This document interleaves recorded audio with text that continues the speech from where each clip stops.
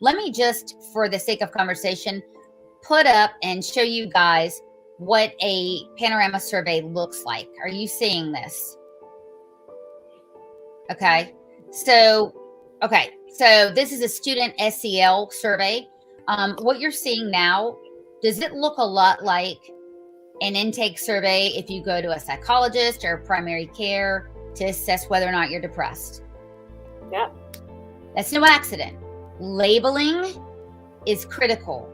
When you label, you can control and manipulate. The struggle to define, it's a political struggle, and it's key. Once they've got this information, and by the way, this is a snapshot in time, right? I mean, I could be on one end of the spectrum and the other, but that's before coffee with me and then after. So it's Jason, it's very transient, right? It's very transient, but it's a way to label. And so there's a misnomer out there that these surveys are not attached to a student's ID. That's bunk. What you're seeing right here is attached to the student's ID on the computer. And then we have stuff like this. This is a beauty. This is sent out by not only the CDC, but states. This is a North Carolina survey. This is, by the way, to middle schoolers. It's asking middle schoolers, have you ever had sexual intercourse? Yes or no? How old were you when you had sexual intercourse first time? I've never had sexual intercourse. So again, tricking them. 8 years or older, 9 years or older, 10 years or older, whatever. And you can bet your bottom dollar that they know who's taking these surveys. Let me tell you another question. By the way, this is not an SEL survey. This is one related to SEL, but we've seen SEL surveys like this or worse. How many people have you had sex with? 1, 2, 3, 10, 12. The last time you had sex. Middle schoolers. Passive parental consent.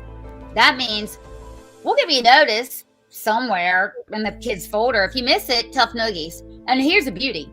How long would it take you to get ready to fire a loaded gun without parental or other permission? Then that could be yours or someone else's, blah, blah, blah. Now, this is asking, kids to out their parents or their neighbors or what have you. Okay, I'm just going down the rundown. What you're looking at now is an SEL survey. It's asking children to rank their privilege. In other words, it's robbing a child of their innocence, their privacy. This is an SEL exercise done in at least 3 counties in North Carolina.